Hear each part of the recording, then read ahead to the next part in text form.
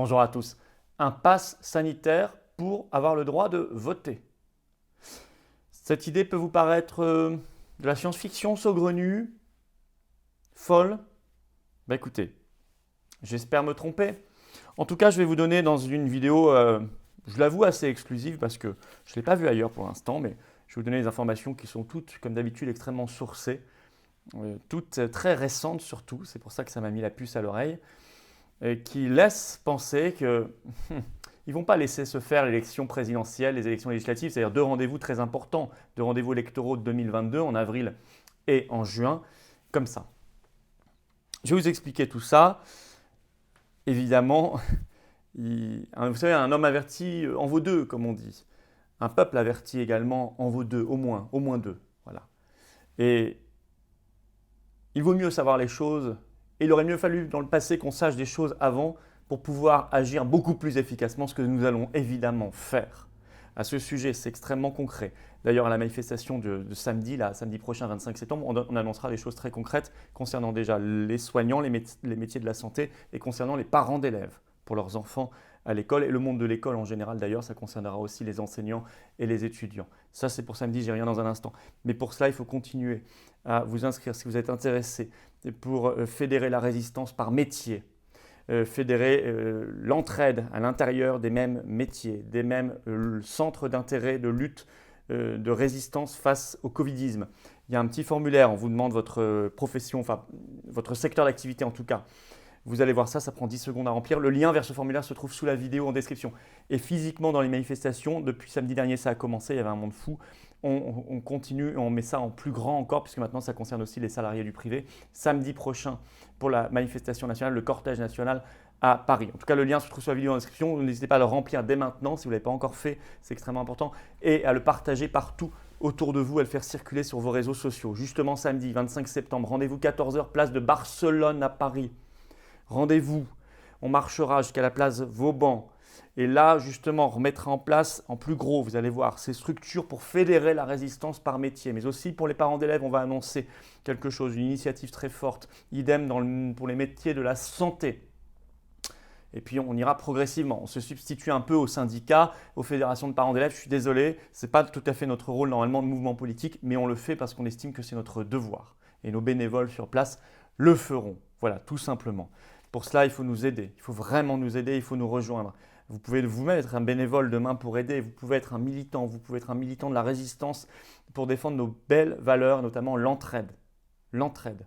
Mais pour ça, j'ai besoin de vous. Vous savez, on n'a pas un centime de l'État ni des banques, on n'a aucune aide, rien. Au contraire, on a des bâtons dans les roues. Donc ceux qui veulent nous aider, c'est nous rejoindre maintenant en adhérant ou en reprenant leur adhésion annuelle. Le lien pour cela se trouve sous la vidéo en description. Il se trouve également en commentaire épinglé et en fin de vidéo en cliquant là ou là sur l'écran. Vous pouvez également nous aider très fortement en faisant un don de soutien aux patriotes. Le lien pour faire un don de soutien se trouve sous la vidéo en description. Vous aurez, si vous adhérez ou réadhérez, cette carte orange de résistance. Si vous faites un don de soutien au mouvement, vous savez que vous aidez la résistance et vous vous battez pour la liberté, l'égalité des droits, l'entraide. L'entraide. La souveraineté de notre peuple, l'avenir, les générations qui viennent, la France, l'humanité. Bienvenue d'avance aux patriotes. Bravo à ceux qui font un don de soutien au mouvement. Je rappelle que tout cela est défiscalisé aux 2/3 pour vous. Alors, le vote. Est-ce qu'il faudra un pass sanitaire pour une sorte de pass électoral en quelque sorte? On pourrait le renommer comme ça, pourquoi pas un pass électoral pour avoir le droit de voter. Alors, qu'est-ce qui me met la puce à l'oreille? Plusieurs choses qui s'accumulent ces derniers jours. D'abord, je n'ai pas oublié les échéances électorales très importantes, c'est la base. C'est fondamental, notamment pour l'avenir de Macron personnellement. Élection présidentielle en avril prochain, les 10 et 24 avril, puis élection législative pour les députés en juin prochain. Bon. Or, on apprend ce 20 septembre. On apprend dans la presse par l'entourage du Premier ministre Jean Castex, comme ça que c'est dit, qu'il est confirmé que sera présenté en Conseil des ministres ce 13 octobre un projet de loi pour prolonger l'application du pass sanitaire après le 15 novembre. Je vous avais prévenu, je vous l'avais dit que c'était très probable. À l'époque, tout le monde me disait « mais non, il y a des garanties, etc. » Bon, la loi aujourd'hui va jusqu'au 15 novembre. Ils présenteront un projet de loi en Conseil des ministres le 13 octobre. Bon. C'est ce que j'appelle une logique de cliquer. Vous savez, on avance et il n'y a pas de retour en arrière possible. C'est ça leur logique.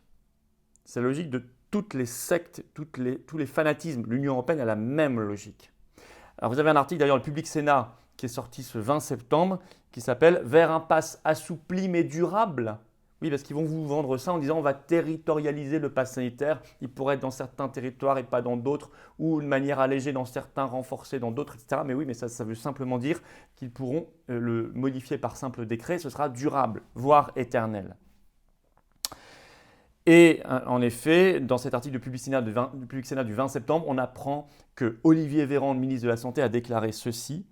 Il souhaite que cette extension du pass sanitaire soit, je cite, « une boîte à outils que le gouvernement est capable d'activer lorsque c'est souhaitable ». Ça, c'est la porte ouverte à ce qu'ils fassent ce qu'ils veulent. Alors ça, c'est la première chose qui m'a mis la puce à l'oreille. Deuxièmement, vous avez les déclarations, je vous en avais fait part, mais il y a du nouveau, du secrétaire d'État au tourisme Jean-Baptiste Lemoyne, et qui a réuni ce 20 septembre les professionnels du ski, et qui, en sortant de cette réunion, a fait une conférence de presse et il a déclaré que les professionnels du ski sauront s'il y a un pass sanitaire dans les stations de ski françaises tout cet hiver, donc bien au-delà du 15 novembre, durant la première quinzaine d'octobre, donc bientôt, dans moins d'un mois. Donc là, il semble avancer aussi là-dessus. Or, troisièmement, c'est ça qu'il faut chercher des raisons, des justifications. Même s'ils croient à l'efficacité de leur pass sanitaire, je ne sais pas s'ils y croient vraiment. Moi, je n'y crois, vous le savez absolument pas. Bon, j'ai déjà détaillé tout cela. Non seulement je le combats du point de vue des principes, mais en plus du point de vue de l'efficacité, évidemment. Je ne reviens pas là-dessus. Mais même s'ils croient, eux, à l'efficacité, je ne sais pas, de leur pass sanitaire, ils n'ont de toute façon plus de justification épidémiologique possible. Il suffit de regarder les chiffres officiels. Au 19 septembre, en moyenne, sur 7 jours en France, il y avait 7180 cas de Covid positifs, soit une division par 3 par rapport au 16 août. Donc en un mois, division par 3, on arrive à 7180 cas positifs par jour en France, 67 millions d'habitants. C'est très, très, très, très peu.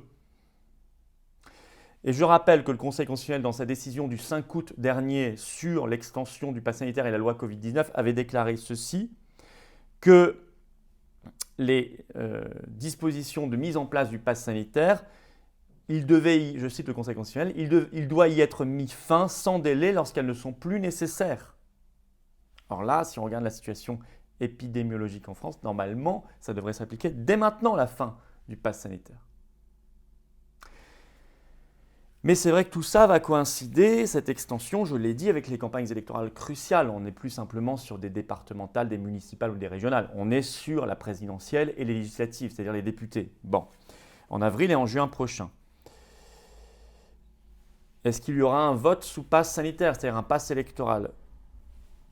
Un indice qui me laisse penser que c'est tout à fait possible, c'est que les 2 dernières élections, ils ont bidouillé les modalités de scrutin. En 2020, les municipales 2020, le second tour a été reporté du mois de mars au mois de juin 2020. Et en 2021, les départementales et régionales, les élections ont été reportées du mois de mars au mois de juin 2021. Donc ça fait 2 ans d'affilée qu'ils bidouillent, pour cause de Covid, disent-ils, les modalités de scrutin. Alors quel serait le scénario? Ce ne serait pas l'interdiction de voter pour ceux qui n'auraient pas de pass sanitaire, parce que ça, pour le coup, je pense qu'il y aurait un vrai blocage constitutionnel. Non, ce serait une autre modalité de vote. Si vous ne présentez pas de pass sanitaire, vous ne pourrez pas accéder au bureau de vote dans ce scénario. Et vous devriez voter à ce moment-là par correspondance ou peut-être par un vote anticipé. C'est-à-dire pendant toute la semaine précédant le scrutin, vous avez une semaine pour voter par correspondance ou dans des bureaux de vote déterminés. Bon, je ne sais pas. En tout cas, là aussi, ce qui met la puce à l'oreille, c'est que ça fait des mois qu'ils tentent d'imposer ce vote anticipé ou le vote par machine à voter ou le vote par correspondance.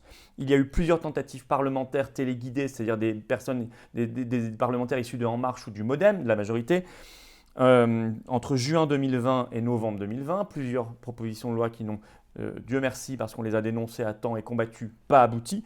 Et le gouvernement lui-même s'y était mis. Un amendement qualifié de surprise par la presse avait été déposé par le gouvernement lui-même le 16 février 2021, il n'y a pas très longtemps, au Sénat, pour créer à l'élection présidentielle le vote anticipé, c'est-à-dire vous pouvez voter dans différents bureaux une semaine avant et on conserve vos bulletins de vote pendant une semaine. Bon, donc on peut imaginer que ce serait le mode de scrutin qui serait proposé et même imposé aux inscrits sur les listes électorales qui n'auraient pas de passe sanitaire, qui ne voudraient pas en faire. Or, justement, autre indice probant, c'est que jusqu'ici, le gouvernement a refusé de garantir, d'écrire noir sur blanc dans la loi, le refus du pass sanitaire pour voter. Pourtant, la perche leur a été tendue. Le 21 juillet dernier, l'amendement numéro 850 a été déposé par le député Joachim Sonneforget, qui interdisait formellement tout pass sanitaire pour accéder à un bureau de vote. Cet amendement a été rejeté par l'Assemblée nationale le 21 juillet dernier. Alors certains disent « Oui, mais tout ça serait bloqué par le Conseil constitutionnel ». En êtes-vous certain ? Qui aurait cru que les choses qui sont arrivées depuis 1 an et demi et qui ont été imposées aux Français auraient pu être validées à l'époque par le Conseil constitutionnel? L'auriez-vous cru un jour que le Conseil constitutionnel puisse valider un pass sanitaire et même l'extension du pass sanitaire aux activités de la vie quotidienne? L'auriez-vous cru? Les constitutionnalistes, il y a 1 an et demi, disaient que ça n'était pas possible. Aurait-on même pu croire que le Conseil constitutionnel pouvait valider, par exemple, des couvre-feux, des confinements, qui, je le rappelle, sont anticonstitutionnels, par exemple, au Japon? Eh bien, ils l'ont fait systématiquement. Donc, si vous pensiez encore que c'est une barrière, un barrage infranchissable, une muraille de Chine, je pense que vous vous trompez allègrement. Surtout, encore une fois, si le législateur prend le soin de proposer une solution alternative à ceux qui n'ont pas ce pass sanitaire, c'est-à-dire le vote par correspondance. Mais le vote par correspondance ou le vote anticipé ou le vote sur machine, etc., ça veut dire quoi? Possibilité de fraude fois 100, fraude multipliée par 1000. On l'a vu aux États-Unis, élection présidentielle 2020. En France, si on a supprimé le vote par correspondance en 1975, on l'a dit explicitement à l'époque, c'est parce qu'il y avait de la fraude. Ils l'ont supprimé il y a quelques années aux Pays-Bas pour cause de fraude explicite. Alors moi, je le dis clairement, là, le projet de loi va être présenté le 13 octobre pour étendre le pass sanitaire après le 15 novembre. Les parlementaires qui le voteront, ou qui seront absents, ou qui s'abstiendront, en tout cas tous ceux qui ne feront pas barrage, qui voteront tout sauf non, seront des traîtres à la nation. C'est clair? Traîtres à nos libertés, traîtres à nos droits fondamentaux, traîtres à la Constitution dans son esprit. Et les juges, Conseil d'État ou Conseil constitutionnel, qui valideront ça en amont ou en aval, de la même manière, auront trahi, trahiront, une nouvelle fois, plus gravement que jamais. Plus gravement que jamais. Il faut le retrait total, immédiat, partout, sans retour en arrière possible, du pass sanitaire sous toutes ses formes et de toutes les restrictions de liberté. Toutes. Pour tout le monde, des enfants aux plus âgés. Il n'y a pas d'autre solution. Et il faut ajouter, ça on va se battre pour ça, d'ajouter dans la Constitution des garde-fous extrêmement solides pour empêcher que ça se reproduise. Il y a ces garde-fous par exemple dans la Constitution japonaise. Il faut qu'ils soient très rapidement pour l'avenir dans la Constitution française. Ça c'est un combat sérieux. Le reste, tous ceux qui vont vous vendre autre chose, des demi-mesures, voire la vaccination Covid obligatoire, etc., contre la liberté que nous défendons, sont dans le faux semblant, dans l'inefficacité, voire dans la manipulation.